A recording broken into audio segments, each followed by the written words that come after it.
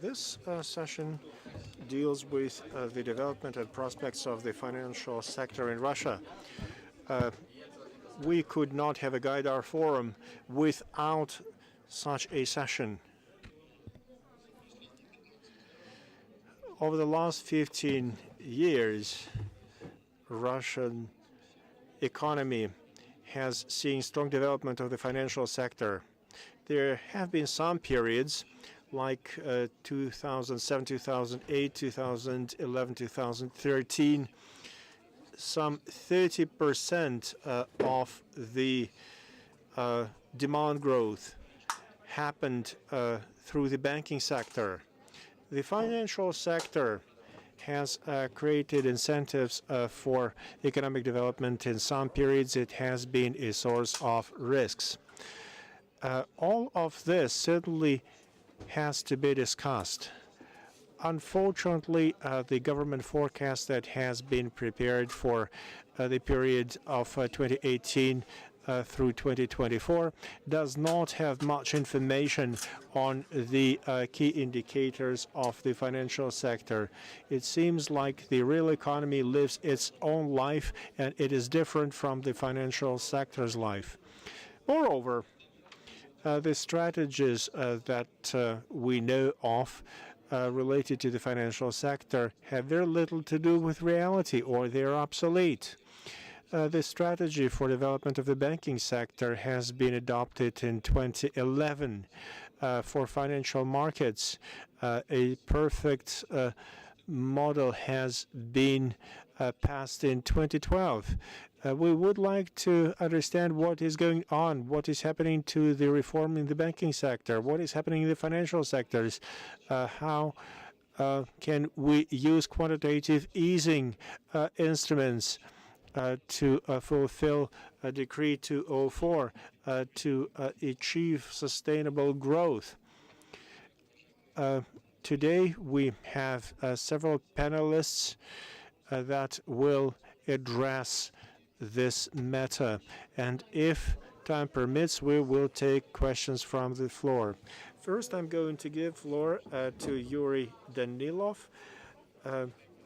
from RANEPA. He is going to talk about a research that they did in RANEPA.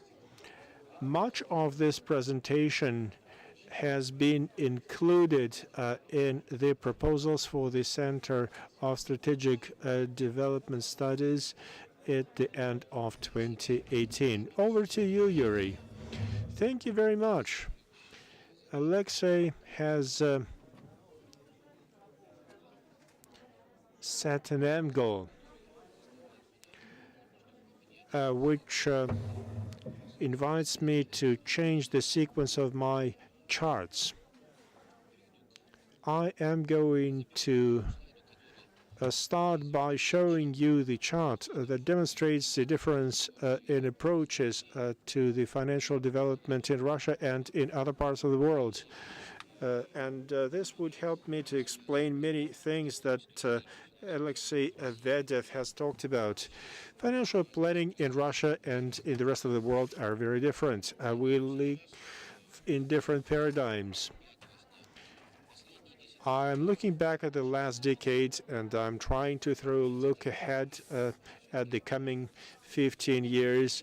And we want to understand what we're going to do for the development of the financial sector, whether we want to be a small speculative island which is separate from the rest of the economy, or we're going to be an important factor for the social and economic development. I think we are at the point of change. Either we will fly to the stars, or we will take the path which is used by the most successful countries. We don't have a strategy. We have a strategic plan built by the regulator that covers a period of 3 years. A national strategy should cover 10, 12 years. Sometimes they make strategies for 20 years periods. The term financial development, we don't have this term. What is financial development per se? Most economic experts will say that this is all about fiscal policy, tax policy. Most successful countries have something that is different from monetary policy, from fiscal policy, from budget policy. This is a separate area, a separate domain that works by its own rules. Financial development in most successful countries is looked at as an important factor in social and economic development. It helps to accelerate economic growth. It helps to eliminate inequality. It helps to solve many other matters. It also helps to address pension reform. In the last 5 years, we have seen a lot of research done in many different parts of the world on financial development matters. Today, most people agree that there are 4 goals that stay in balance. The growth of financial depth, the growth of financial inclusion, providing efficiency and providing stability in financial sector. Some people say that we should add competition development to this mix. We have a rather chaotic financial regulation policy, which is based on some ideas.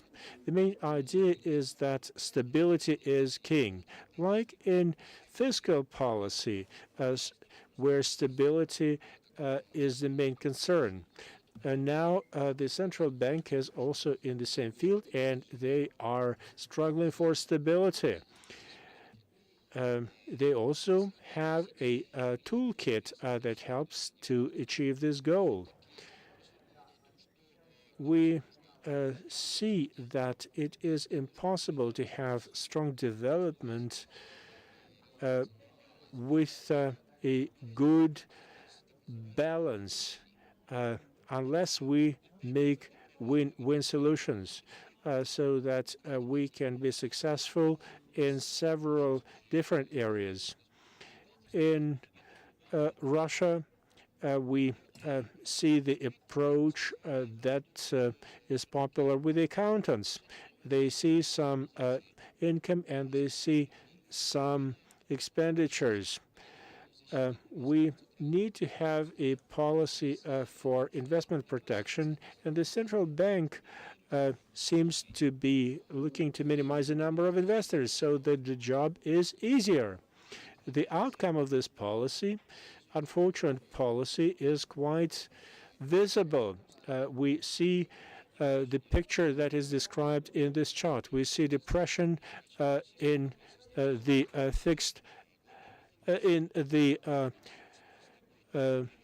stocks and equities markets. We see the decline from 5% to 0.17%. That is the period between 2011 through 2017. We don't have any IPOs any longer. People do not raise money any longer through doing initial public offerings. We had one little IPO, and that was it. Kazakhstan and Romania are the biggest economies in terms of the number of IPOs. When we were building a perfect economic model, we thought that we would be competing against China. 5 years later, we were talking about competing with Poland, and now we're losing the game to Kazakhstan and Romania. That is the outcome of the terrible financial development policy in Russian Federation. There is only one segment that sees fairly rapid development, that is corporate bonds. The reason is quite obvious. This market is now a replacement for the Western markets that are closed for us. Russian companies cannot raise funds in Eurobond markets, therefore they have come to the domestic market. So in the last year, the corporate bonds market has been growing. 2 years ago, in 2017, 2 trillion worth of issue. The last year's results are not obvious yet, but we know that it is significantly slow. 1.3, 1.4 trillion of issue. Through the policy of prohibitions carried out by the central bank, which creates demand in the short-term market, we have seen a serious reduction in the volume of the short-term instrument market. The volume has come down from 703 billion rubles in 2017 to a much lower number. The contribution of the foreign exchange market is quite high, and we see that the imbalance is growing. We see growth of non-market traded corporate bonds.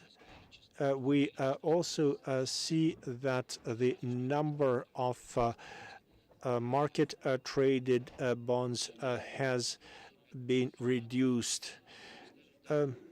This is telling us that the market has become more dangerous in terms of financial stability. I could say the same thing about the repo market.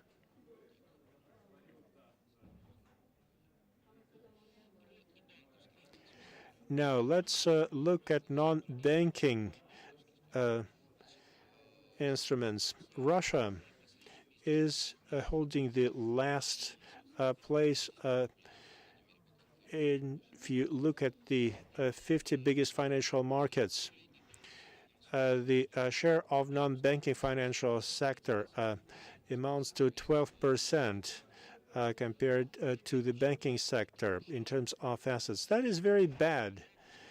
A non-banking financial sector is built of insurance companies, mutual funds, and other organizations that absorb external shocks. When we get out of crisis, Russian financial system may become very vulnerable. The banking sector feels all domestic and external risks very well. We also see that the improvement of macroeconomic situation has brought a better situation for the mutual funds and pension funds, but they cannot be viewed as a source of long-term investment for the economy the size of Russia. We also see a very sad situation in the market of professional market players in the securities markets. This sector is becoming extinct, and we may end up outsourcing these functions to other economies. The financial sector in a modern economy has great potential for development. It also can have a great impact on social development. Russia is no exception. Sadly, the financial sector is not performing its social functions effectively. Some parts of the financial market are seriously depressed. That is very frustrating. We operate under sanctions, and Russian economy cannot raise funding in the global markets. The development of domestic investment, the development of institutional investors, increasing the role of households could play a positive role. It could make up for the funding that we cannot get because of the sanctions. However, the way financial sector is developing is not encouraging such development. We are familiar with the problems. We do not have enough long-term funds available to the economy. The financial markets are not saturated, and the quality of financial structures is rather low. We do not have a high role played by institutional investors, which is bad for the economy, and that creates new threats when we face another wave of financial crisis. There are some deficiencies that I would like to point to. We have a bad balance in the economy. We see that the government is a net creditor. We see that households act as borrowers and not as lenders. And that creates a situation when the economy has lack of long-term funds available for development.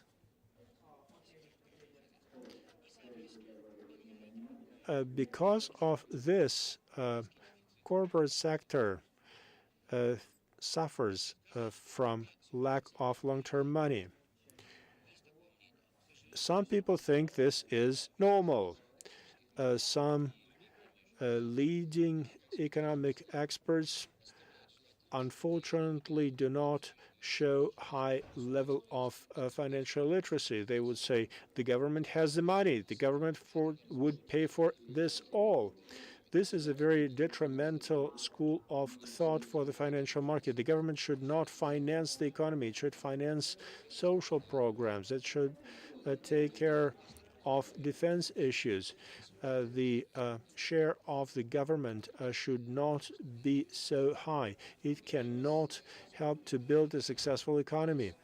We also have a big problem with people's savings. Households have two ways of saving money. They would either invest in foreign exchange or in real estate. In successful countries, these instruments are not as important. Households do not use collective investment tools, and this creates bubbles in the real estate sector, and it also creates weakness of the general financial system. I said that we have a very bad balance in the financial sector. The banking sector is insufficiently developed, and this creates a bigger gap in incomes. So it is the bad structure of the financial sector that creates potential threats to the social stability. Some people are super rich, and the majority of the people have only their wages, and that could create a very negative, very dangerous situation in the society. Let us look at the goals that have been set in this sector. The regulator, the central bank, is viewing stability as the main purpose of its work. We do have a stable situation. However, it does not help to increase the level of inclusion. It does not help to develop the competition. When we say that we have a problem with competition, that is because of all the central bank's efforts to achieve high level of stability. We know how these contradictions can be addressed. These methods have been tried in many different parts of the world. There is a way to bring a better balance, and it's not for prohibition of certain types of financial activities. There are ways to achieve stability and to increase the depth of the financial sector. We also should increase the level of inclusion, which is viewed as one of the most important factors in many developed countries.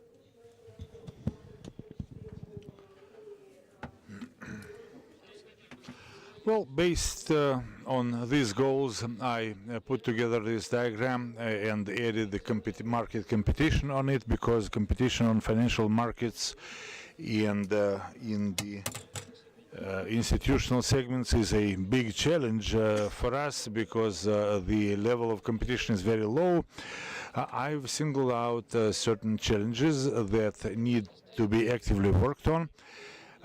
In terms of achieving stability, the current measures are quite sufficient in my view, but financial inclusivity, depth, and the others need to be stepped up quite a bit. If we take a more detailed look at this diagram, we'll see that it's based on the conclusions of the report that we prepared at the Center of Strategic Studies. To give you a few examples, we cannot cover all the measures that we recommend.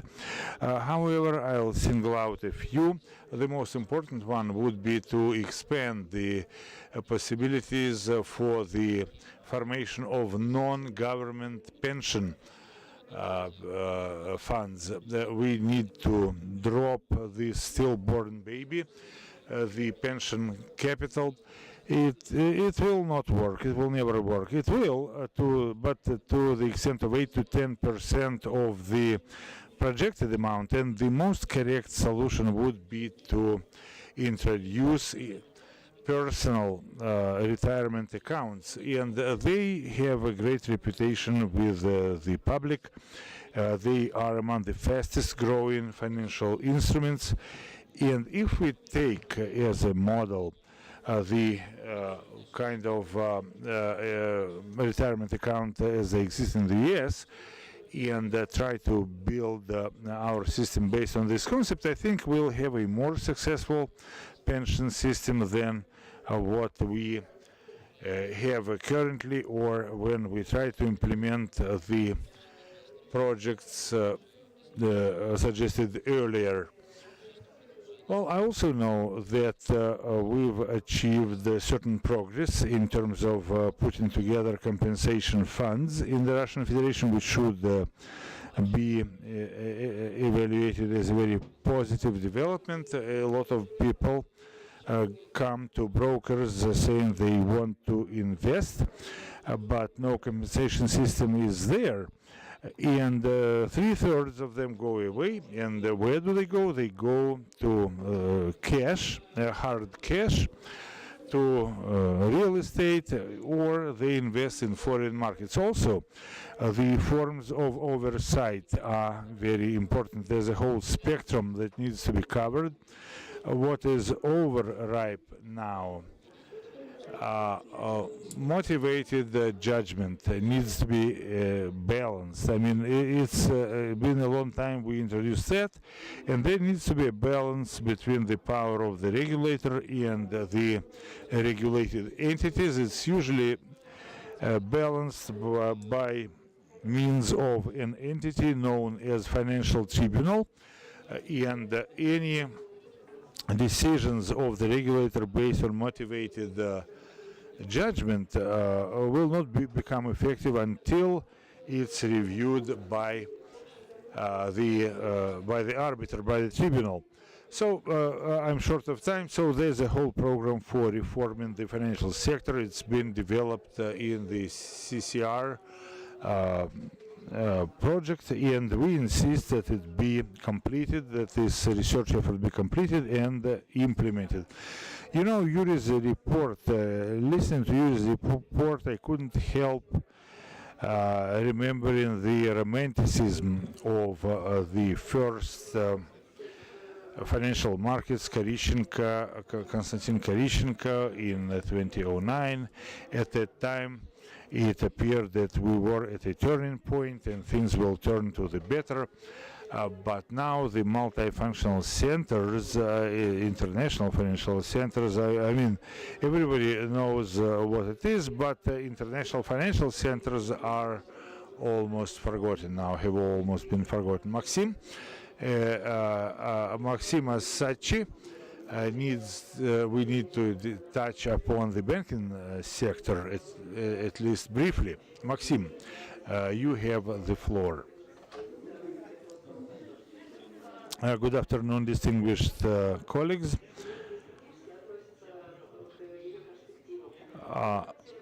Let us look at the goals or at the topics I'm going to discuss, at the 3 priority goals, development goals for the Russian financial market. And they are the key areas where we need to see the greatest development in the period between 2019 and 2021. It's a document by the bank and 3 priority goals. I'm not going to read them, but I'd like to point out the third one, creating the conditions for the growth of the financial industry. Well, the goal itself is quite good. It remains to be seen how well it is achieved, how fully it is achieved. Well, these are the assets of the banking sector in Russia in $1 billion. And we can see how these goals are being achieved, what the performance is. As we can see, the growth is rather impressive. What we are seeing here is the first half of the year 2014. We all know what happened in that year. And those events made our financial industry really lively. We can see a very strong growth in the first half, but in the second half of 2014 we saw a slump. And we can also see that the recovery, that the trend toward recovery in the banking sector, well, the trend, the recovery trend, as we can see, it manifested itself somewhere starting with 2016. This trend draw to a halt with the April sanctions against Mr. Deripaska, followed by the August set of sanctions. And what we see from the pre-sanction spike of $1.4 trillion, the assets of the banking sector shrank. And they are currently standing at $1.1 trillion. So quite a lot of money was lost by the banking sector, and what kind of conditions for growth we've been able to create. This result can be called nothing but brilliant. It would be interesting to look at the behavior of the hard currency assets expressed in foreign currencies. This behavior the dynamics can be better seen in this diagram. Thanks first of all to the sanctions. The process of pushing out of foreign assets began from the level of $400 billion. We rolled down to $300 billion. So, and the development of the banking sector and the financial industry is just amazing, is excellent, and regulatory stimuli are being put in place. I think that Mr. Aksakov will illustrate the thought of our regulators and legislators better.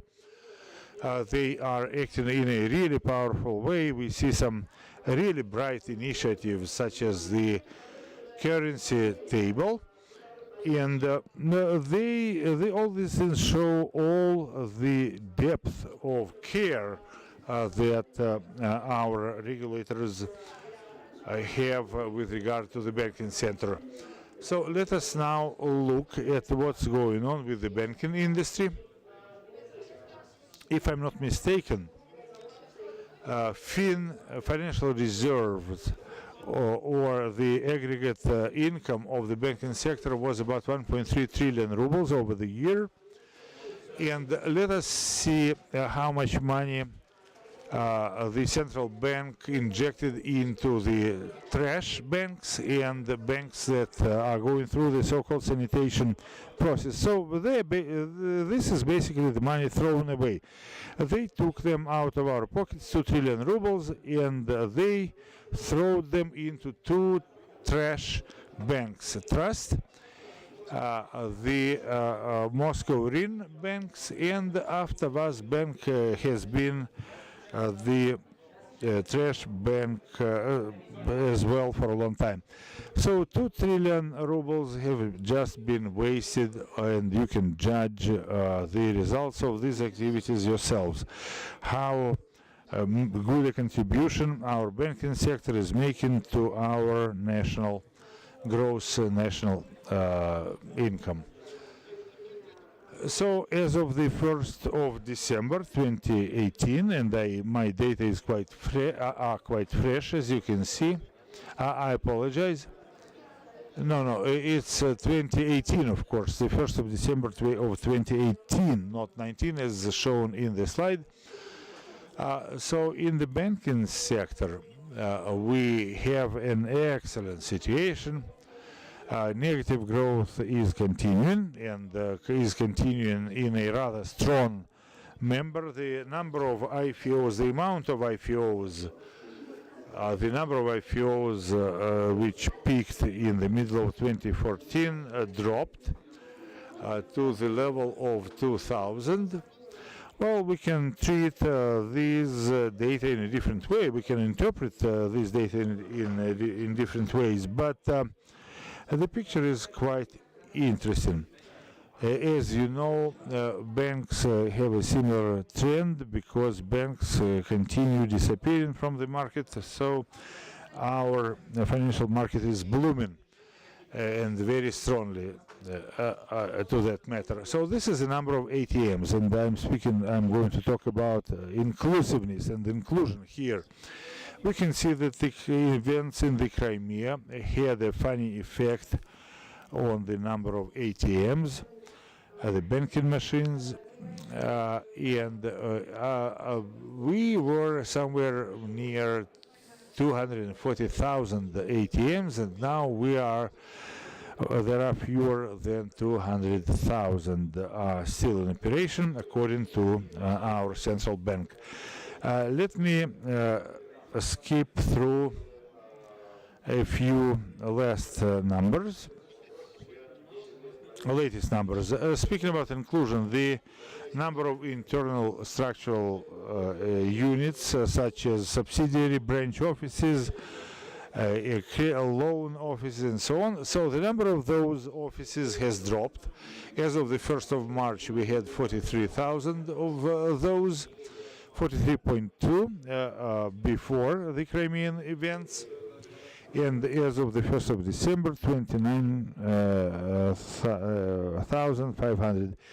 As you can see, internal structural elements of banks, internal units and divisions the numbers are shrinking, and these entities are the tools by which the banks reach out to their clients. So on this note, I would like to end my presentation. Thank you, Maxim, Anatoly.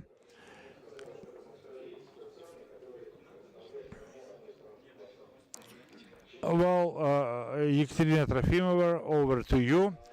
She's an expert in the rating agency, with the rating agency. So may I have the clicker, please? I have a few pictures I'd like to show you.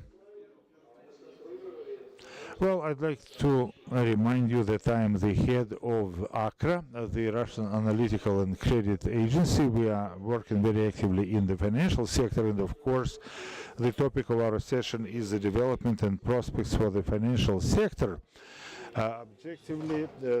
Speaking objectively, we are speaking about banks. Banks are the greatest inventors, the largest inventors, and even the numbers given to us with regard to the pension funds and other players, they are subsidiaries in a way. They are daughter companies with regard to the banks. Banks dominate absolutely the financial market, which is not typical. Which is not a typical situation in most developed countries. We are looking forward to a rapid growth in the pension fund sector and other elements of the financial market, but here we should not be too over-optimistic. But on the other hand, things are not so bad there. We should try to formulate a strategy for the development of the financial market, but we cannot do so without analyzing the macroeconomic situation, because we need to know how good, how strong the economy is in a broad sense, and the banking sector is a mirror in a sense. So we are always on the first line of the defense, and whenever there are any negative developments in the economy, they are reflected in the banking sector. It also is quite responsive to demographic trends and changes. So the banking sector is a good indicator of developments that are about to occur in the economy at large. So if we look at the experience of other countries and try to see what lessons we can learn, we should recognize that in Russia the financial sector is not what it should be. We really want to be able to call our financial sector a true financial sector, but this is not the case yet. But to comment on the words uttered by our moderators to the effect that there are no forecasts available to our market, without being unduly modest, I'd like to mention that ACRA, our agency, publishes very detailed forecasts for the financial markets, and we detail them on a half-yearly basis. The data is available on our website. We offer you all sorts of financial indicators, including midterm indicators covering periods of 4 to 5 years, and many market players use those forecasts not just to familiarize themselves with the general situation, but they also use them to adjust their financial plans. In other words, they're treating our forecasts rather seriously. But our forecasts are openly accessible. I'd like to share with you some observations that have to do with the state of our financial market, because we have all agreed that this is what dominates other markets. So our analysts see that the competition is growing, is becoming more acute, more cutthroat, if you will, and this is what our analysts say. And the share of government capital, the capital provided by the government, indeed it's growing, but at the same time competition is becoming more acute, and the purging, the cleansing of our banking sector is likely to continue. And in terms of nominal indicators, we are seeing that problem debt, non-performing loans, the level of those is still quite high, and we publish that data to show the world both real and imaginary problems. But these things, the NPL, non-performing loans, are an evil that needs to be done away with, and what is being done right now is clearly insufficient, and we need to do more to improve the efficiency of our banking center and its effectiveness. But as my colleagues were summarizing the tasks they want to see performed, like to get inclusiveness and so on, so they said nothing about the quality of our assets, but what we've had for over the last 20 years were the results of the strategies that were based on bloating the volumes of operations, and this is a malady that our banking center is suffering from, has been suffering from for many years, and this is the root of all problems. Non-performing loans and no capital available to the banking system. If you remember what was going on in the 90s, our banking system started with zero capital, and all capital reinvestment in the 90s, in the 2000s, what was the only source of capital was reinvestments from operations with security. It was speculative capital. And speaking about the cleansing of the banking sector, or the purging of the banking center, and about slightly over 10% of banks leave the market, and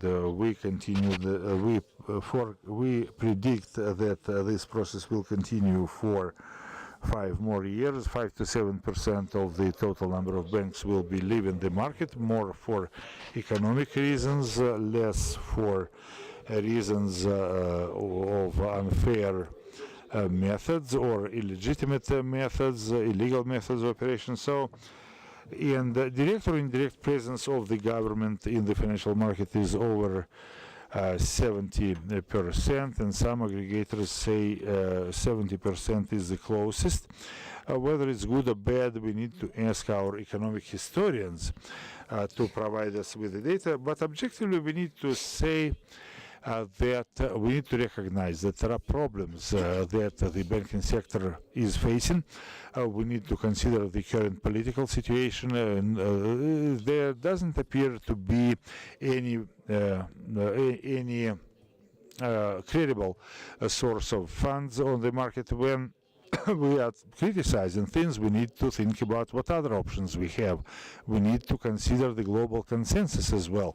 So if we don't want to get involved in bloodletting, and if we want to preserve social stability, then the decisions to the effect that government funds need to be used to support. If we look at Greece and their budget, national budget, and European budgets, and whether or not U.S. banks are being saved or salvaged from bankruptcy. So the amounts in question are simply frightening, and they're frightening because they are characterized by low financial effectiveness of our commercial structures. Indeed, the amount of profit that they generate, real profit, as an indicator of the effectiveness, is frighteningly small compared to the amount of funds that need to be spent on maintaining them. So the question we need to put on the agenda is how do we need to restructure our financial system to make it stable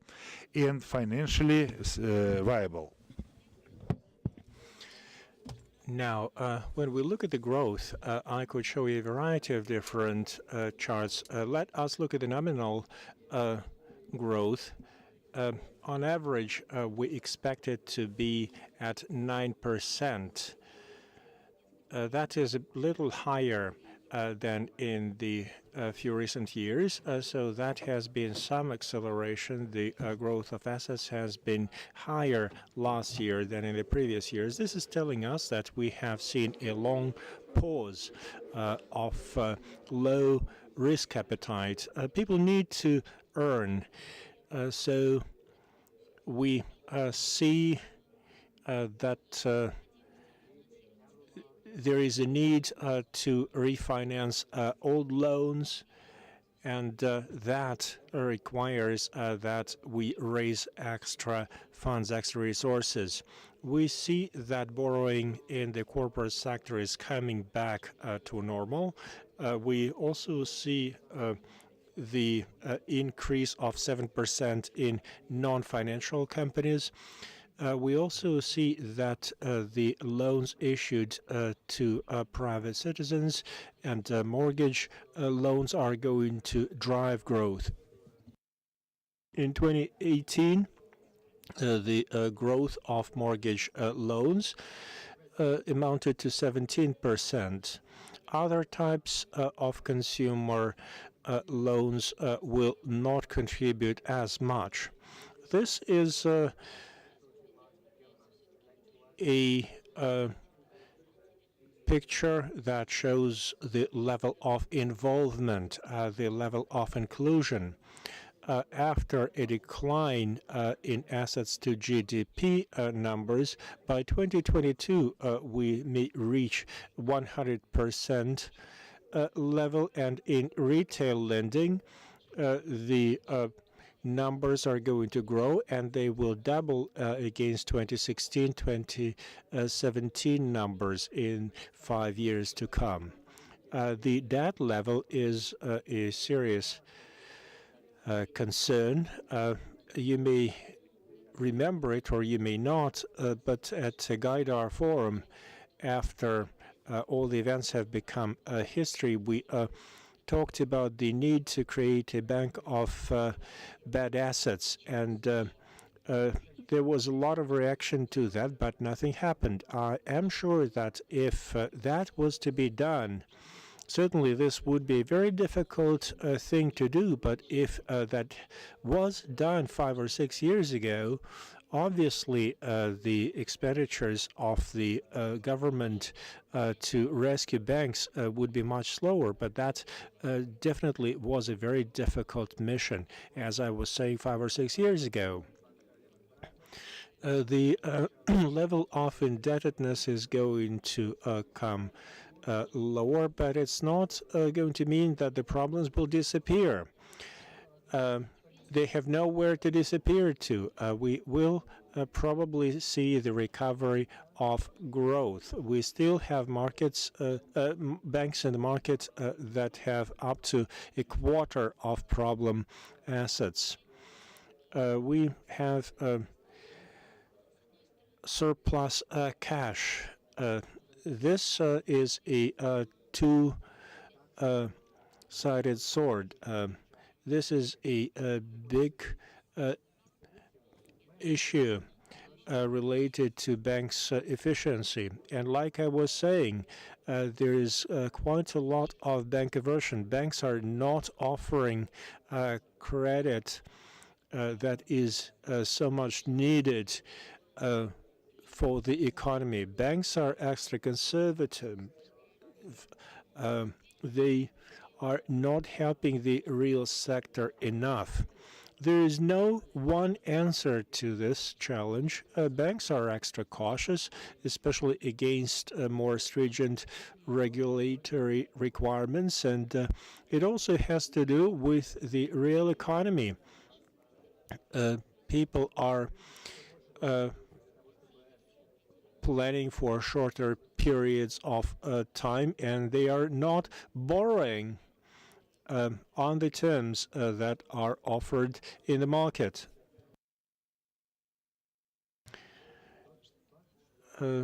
Capital situation. We do not see any alternative to government support in the next 5 years. Even nominal capitalization numbers, I don't want to refer to Basel's and international financial reporting standards numbers.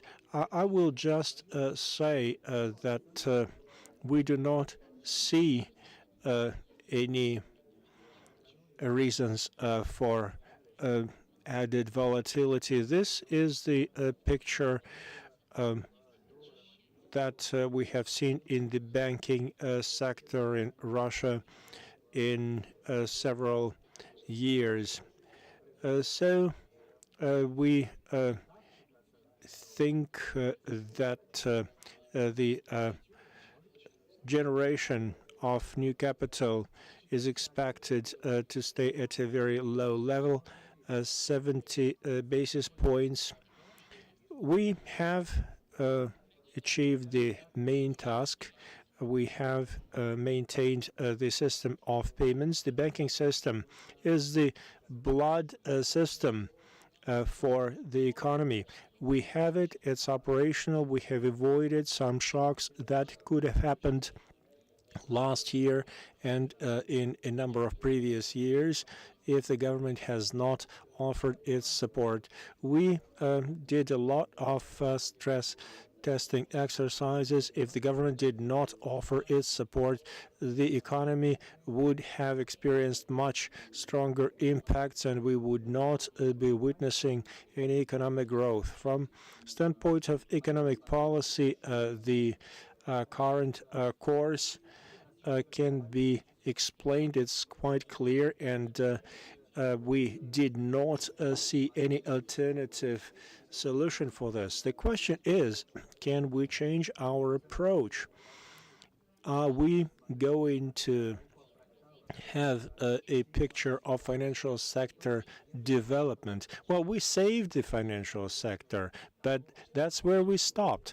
What should happen next? We have to find a good answer, an honest answer to the new challenges. If we do not make adjustments, we have to make sufficient improvements in the financial systems. Otherwise, we will be facing problems again and again. So once again, we have stability, we have sufficient cash, the government offers its support. But unfortunately, in the last 20 years, well, I have been saying very similar things in my presentations. I hope one day I will be able to say something different, something new. Thank you very much, Katerina. I would like to now pass the floor to Mikhail Kramov, who will add his part to the picture of the banking system. Over to you, Mikhail.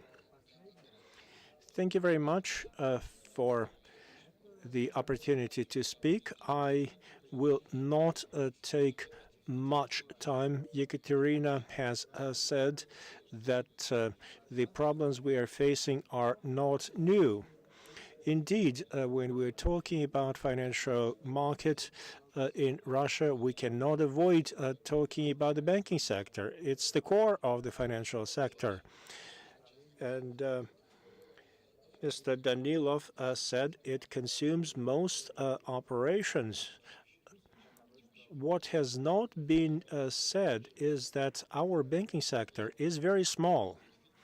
We have a very serious achievement. We have 100% to the GDP in assets to GDP.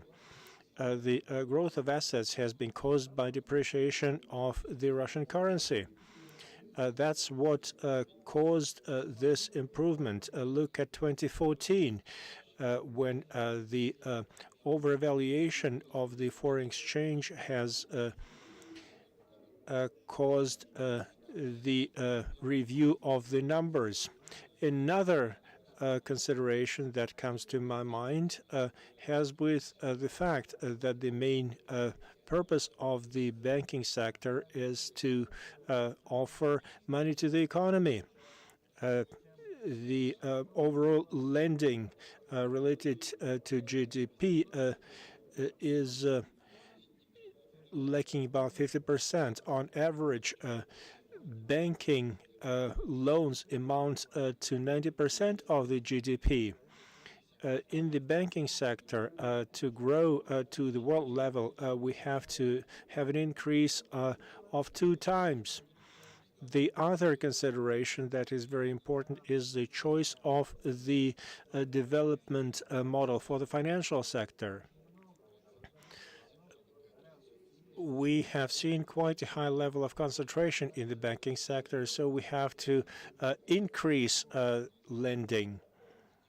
But even then, we won't compare to the rest of the world. If we look at the lending numbers, we see that in the rest of the world, loan amounts to 130% of the GDP. In some countries, like Great Britain, it may be up to 200% of the GDP. Banks alone cannot do this if we remain at the current level. We have to have very rapid growth. Mr. Danilov has covered a lot of things in his presentations. We have to focus on many things. Even non-banking sector has to grow very high. We see that a lot of market development happens chaotically, and many things kind of replace banking loans at the time of crisis. We have seen a lot of bonds issuance in 2007, 2008.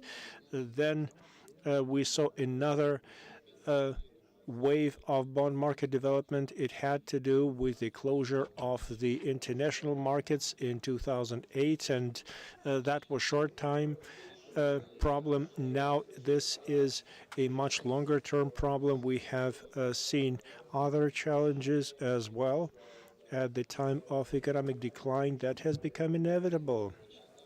There was yet another constraint for banks lending. The banking sector is not large compared to the size of the economy, but most banks are small. We do have some very big banks that are in the top 3 or in the top 5.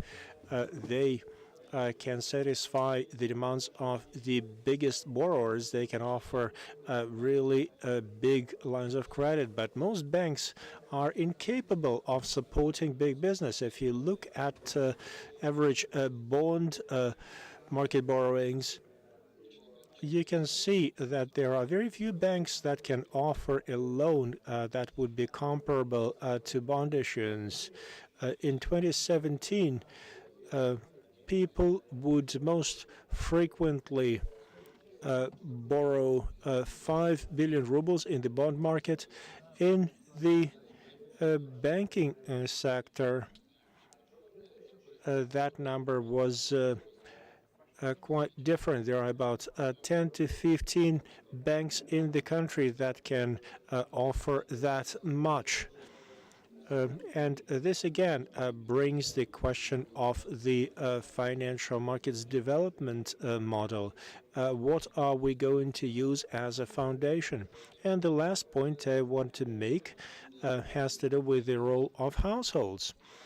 Yes, indeed, we have seen quite a lot of cash available, and the banking sector has seen this abundance of resources. In the current year, the main source of funds for the banking sector is the households' money. Households have been in transition. They have been lending now. They are becoming a net borrower. People borrow more and more. This has to do with the shrinking incomes. This has to do with people's attempts to maintain their welfare through borrowing. But this is a situation where households are no longer providing their funds to the financial market. We may look at the options for creating new incentives for households, and there's a big question mark whether this can be done. I doubt that this can only be done through regulations. This probably much depends on the conditions of the economy in general. Mikhail Kromov of RANEPA. Now, I would like to offer the floor to Nikolai Zhuravlov, who represents the legislature. He is the first deputy of the chairman of the Committee for Budget and Financial Markets. Is my understanding correct that we only have 10 minutes for the two of us? No, we have more. Thank you very much for inviting us over. We all talked about competition, and the keynote speaker said that we do not have sufficient level of competition. We do not disagree. The competition situation is not very good, to say the least. The banking sector in the country is such that it's not plenty of banks competing against each other. It's a number of commercial banks compete against one. There are very many banks that have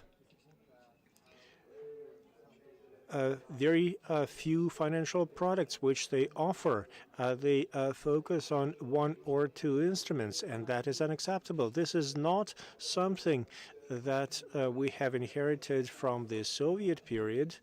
Russian banking system has experienced through serious periods of competition distortion.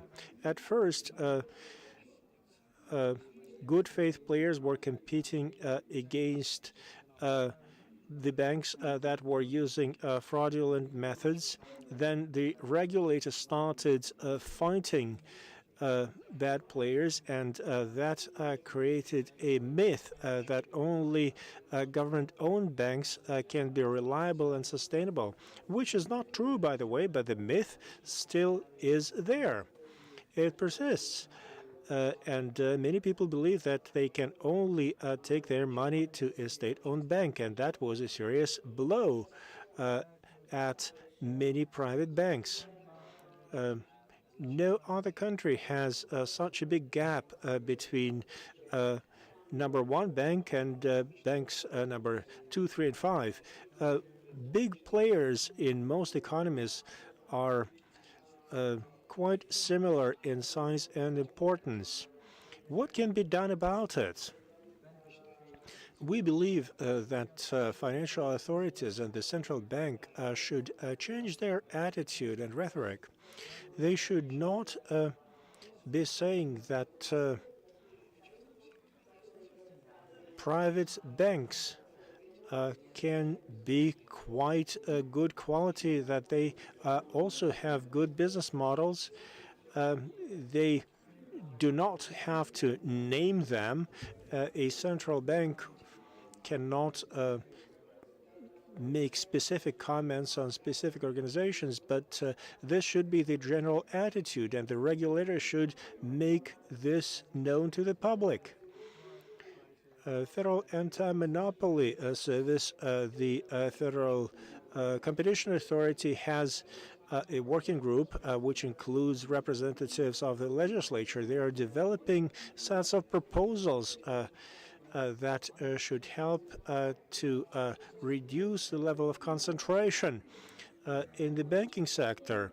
This should create incentives for government companies to use services of private banks. They should open settling accounts in private banks, and that should be encouraged by all means. There's another well-known proposal by the Competition Authority, that is the prohibition to acquire private banks by government-owned banks. We know about this proposal, but we do not see any consequences.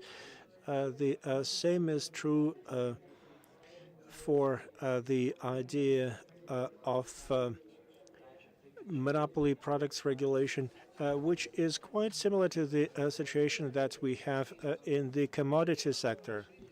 We also have some interim solutions, and I do hope that we'll see further development based on the suggestions of the working group. We are going to send our reports to the government in terms of putting a cap on the interest rates applied by certain banks, and we also want to make banks come online with the payment systems that are being built. It's a good, these systems are good, they're very useful for improving the competitive environment. The next measure would be to improve the accessibility of government and quasi-government funds to the banks. What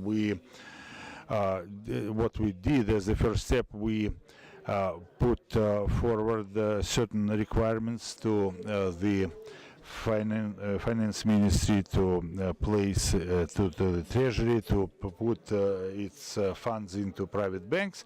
Of course, it was just the first step. Unfortunately, our treasury did not go too far on this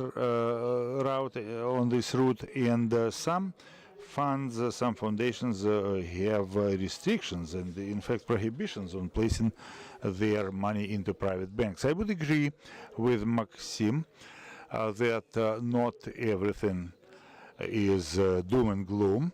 There are a lot of things that we've been able to achieve together with the State Duma in terms of our legislative lawmaking work. But regulation has has improved transparency for our citizens, for our people to move from government-owned pension funds to private pension funds, and I do hope that we'll continue moving along this path, preserving what we have achieved. We have introduced criminal responsibility, or it's now a felony to operate on the black financial market, providing loans to people. So we are looking into the we are looking at a range of legal and regulatory measures and policy measures, such as the scoring score and credit histories, so that citizens could see whether it's improving or deteriorating by a number of simple indicators. Issuing of securities, so far we have covered corporate issuers. As the next step, we hope to pass laws for other financial market players. We believe that this is an important line of work. We have also passed laws on the development of national payment systems. We introduced bills, we have proposed legislation that would put the central bank in the position of the regulator for payment systems, aggregators, and other such players, those who are going to establish a presence in the Russian Federation. And also we intend to stimulate competition so that the Russian financial players are regulated in the same way as international regulators. Looking at the prospects for development of our financial markets, well, before we make a judgment whether things were totally black or white in the recent years, quite recently we introduced a legislation that would institute a grading system for investors. There will be 4 categories for specially protected qualified investors, simple, non-qualified, and professional qualified investors, and they will be allowed to make very different investments characterized by different levels of risk. And this is the right step, a step in the right direction, because now we have a distorted situation when some artificial restrictions are introduced, but the definition of qualified investors is not clear enough. We are relying on specific amounts as ceilings for their investment activities, such as bonds, personal bonds, initial bonds, and so on. So we have a marketplace bill which we hope to pass soon, shortly, and this will correct certain mistakes that were made in the past, such as off-balance deposits, registers of financial products. And as I mentioned before, the fast payment systems are really important from the standpoint of demonopolizing the situation, and the central bank will address that shortly, and personal digital identification needs to be introduced. Remote identification needs to cover medium-sized and small businesses, small and medium-sized enterprises, and of course, right now for small banks, this would be something. This would be a burden that they won't be able to sustain. Do I understand it correctly that my time is up? Yes, I'd like to thank you for your presentation. Anatoly Aksakov is the chair of the Financial Markets Committee in the State Duma of the Russian Federation. Alexei, thank you very much. Nikolai and I have a positive, a noble mission. All the previous speakers painted everything black, everything was bad according to them, except Ekaterina. She came up with an objective evaluation. But Nikolai and I are saying that maybe things are not so good today, but they will be much better tomorrow, thanks to, among other things, to the work that's done by the lawmakers. I'd like to say a few words about the central bank, the regulator. It's being accused. People see fault with its activities, and they're talking about development strategy and so on. So it's a prerogative of the central bank, and the government is the executive authority. And according to the law on strategic planning, the government should have drafted the strategy for the development of our economy. It should be fairly long-term, and the rest of the actions by the government, such as the tax policy, budget policy. So all these things need to be in line with the strategy. And the central bank is acting within the paradigm that's applicable to it. And they have certain things that may be regarded as strategic actions, and to me it's better, because in 3 years' time we'll be able to ask what the regulator has done. But to have to wait till 2024, 6 years, for 6 years, I don't want to do that.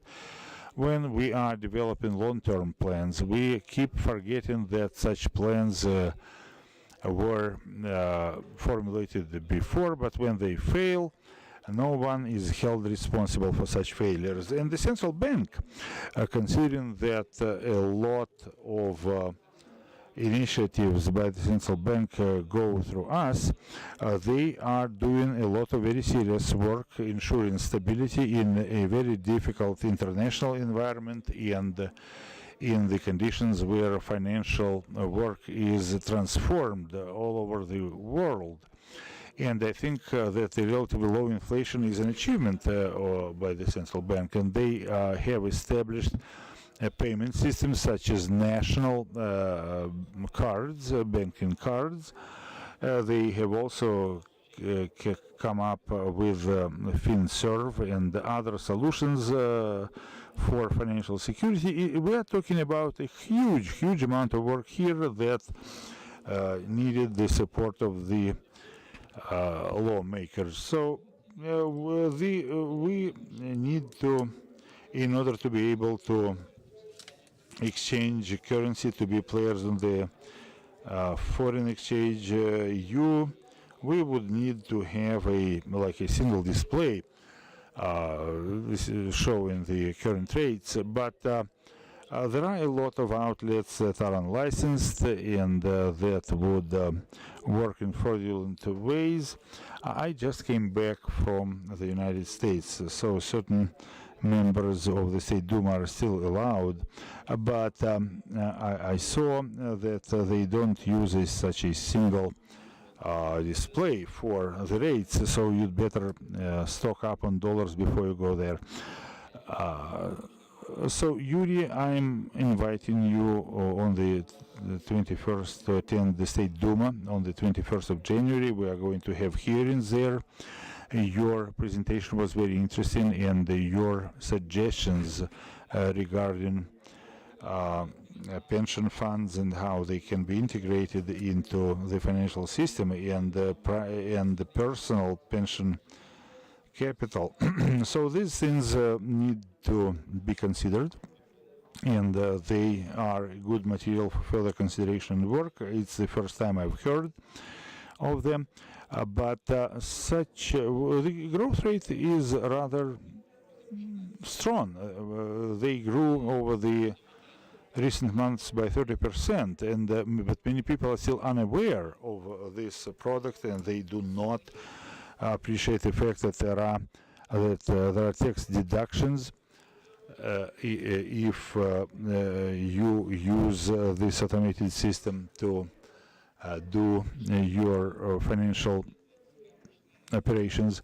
And so 21st of December, please sign up. We have a large hall. There's going to be a very interesting discussion, and the chairperson of the central bank will be there. Well, you mentioned that the number of branches is decreasing. Well, this is not unique to our country. We see that many banks are trying to save on costs, but we made certain decisions to keep Sberbank branches in certain rural areas, and we try to incentivize Pochta Bank, or the post office bank, to establish more offices everywhere, so that their services are more accessible to our senior citizens primarily. But you know, ATMs and offices are going away from our lives because we rely more on electronic banking, on gadgets, on our smartphones. You know, digitization is a strong force, and it's a driver for the system. In Sberbank, Tinkoff, Alpha Bank, they are actively, and many other banks, VTB and so on, so they're all involved quite actively in this sphere, and the laws that we have drafted on digital financial assets and on the platforms and marketplace. So all these things will be reflected in laws in the as soon as the first quarter of this year. This should provide a strong impact to the development of the economy. There's an analytical report by McKinsey that if we are consistent in implementing the digital economy program, then we'll see about 9 trillion rubles more in our GDP. So when they say that the central bank needs to support the transmission of resources into a real economy, real sector projects, this is all good and correct. We need to step up our activity, our work in this area, but as we can see, that corporations keep on their deposits about 27 billion rubles, and they keep their money there because they are risk averse. They do not have lucrative projects they'd be prepared to invest in. We really count on the launch of the project financing program, syndicated funding, which would bring together resources to implement a lot of projects. We had a meeting with Mr. Shuvalov about a month ago, talking about when VEB was going to launch that program, and he reported that in December they made a major step in this direction. They opened up possibilities for further recapitalization, and in February the project will be launched, will take off in a full-fledged way. We are expecting Mr. Shuvalov to speak at those hearings. In those hearings, and I'll ask him a question about the factory for project finance and structural bonds and simplify the issue of securities. All these things are intended to fine-tune the mechanisms for raising funds for various projects, but I'd like to say it once again that if corporations themselves do not use their free funds for investment. So the question is, why does the government have to help them and come up with resources? The central bank has certain special instruments, including long-term investment instruments. 250 billion have been set aside by the central bank, but they haven't spent this money because no suitable projects were proposed. I'd like to put this question to the executive branch. They need to prepare tax conditions, bureaucratic conditions, administrative conditions, improve the efficiency of their work, and then, only then, appeal to those whose job it is to provide resources, financial resources. So what is the difficulty? The question is about those conditions that would support a free flow of funds into those projects, and also we need to have projects proposed for funding. Why is this project factory so good? We have specially trained people who would select projects, and they are working hard at this. Wherever I go to any region, they have lots of projects, but as we start talking funding, it turns out that those projects are not ready to be funded. So they need to bring their projects to a level of maturity that would be suitable for funding. And quite obviously, such advanced projects will have much better chance to be funded. We have certain portfolios in our committee, and almost all of them have been pre-coordinated and pre-approved by the government and by the central bank. So I look forward to doing more work this year, and we'll need to focus on digitizing a lot of things. What I see as a drawback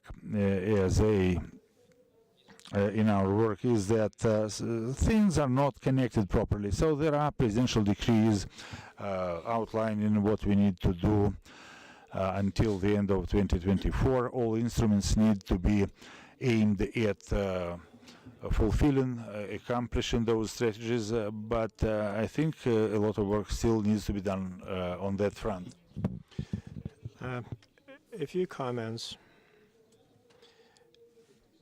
We're not saying that all is bad. We're saying that there is lack of strategy in many areas. When we're talking about rehabilitation of the banking system, I want to understand what it's going to be like. Is it that we're trying to create a banking system which will be composed only of government-owned banks, a banking system of two banks only? Do we have to stop thinking about regional banks? Mrs. Nabiulina keeps talking about the need to develop private banking system. There's been a decision to sell blocks of stocks of the Открытие Bank. Let me make a very quick comment. I don't understand how we can develop mortgage lending. We will be selling despite the unfriendly economic conditions. I cannot see how people can borrow if they have to borrow at 10%, and the income growth will only be 3%. There is a big imbalance between the banking rates and the income growth rates. It has to do with the credit, it has to do with the bond market, it has to do with the stock market. The investment model has been identified. It has been described in the main guidelines of the government. I thought that our purpose here was to identify possible solutions, and we should give new life to the debates in this area. We have a committee. I cannot recall the exact name of the committee, but it has to do with the fiscal policy. It has to do with the financial markets. I invite you, Alexei, I invite you, Yuri, to participate in the debates. We have representatives of the government and the central banks. What I invite you to do is this. Please make a presentation at the committee. Then we are going to decide what is the main line of work that we will take, and then in every area we will develop sets of solutions, very specific solutions, and we will have people from the finance ministry at the table as well. I have a quick comment and a quick question for the panelists. For the audience, has anyone received the 52,000 amounts? Please raise your hands if you have.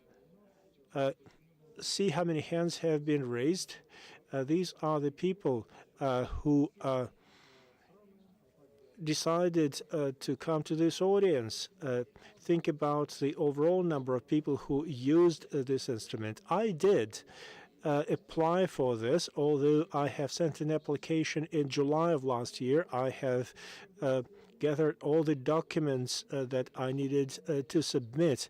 So far, the government has not paid the 52,000 amount. That is just an indication of the efficiency of the government organizations. I can give you tons of examples of things that I do not like about the government. Of course, we should make improvements. Of course, we should do things. I did use this vehicle, and I did receive my 52,000. That is one point. Another thing I wanted to say is this.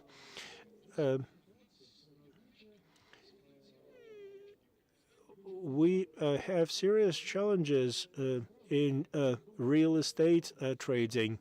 We have a lot of people who have been deceived by investors who have cheated them out of their money. There are very many banks out there who take money from households and invest this money in real estate. The government is trying to make them stop. We see new risks associated with this. Maybe we should think about this. Banks are looking to invest in real estate, and they do it in the ways which are illegal and fraudulent. We see many bubbles which blow up at some point in time, and then the government has to take steps to help the people who have been deceived. We should learn from others. Look at Germany, look at other countries that have specialized organizations that focus specifically on real estate investment. I don't think we have anything like that in the banking system in Russia, although the issue is quite urgent. I have two questions, if I may. I'm Shamil Hasbulatov. You have spoken about many things.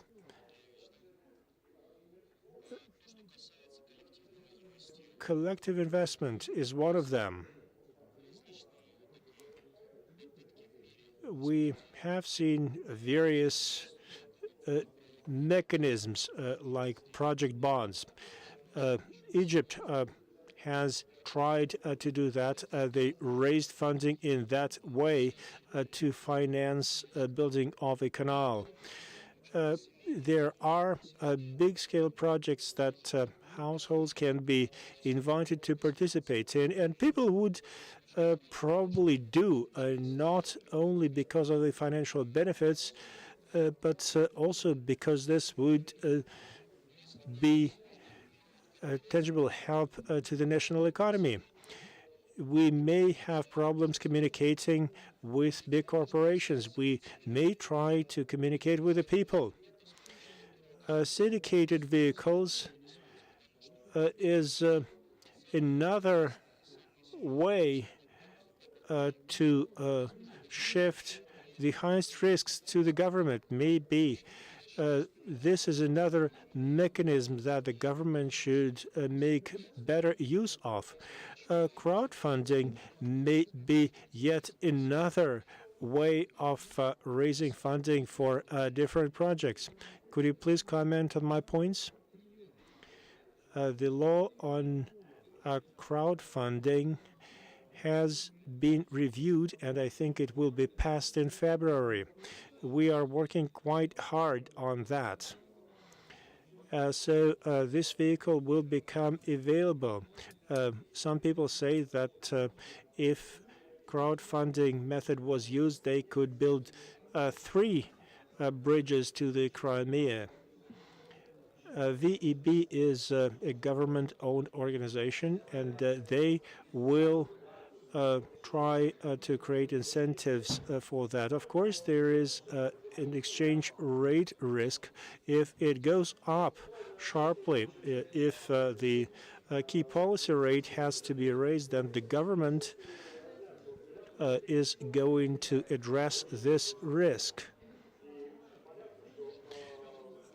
to make sure that long-term financing is available in the market. Well, thank you very much to all panelists. Thank you for your patience. Thank you for your attention. Thank you.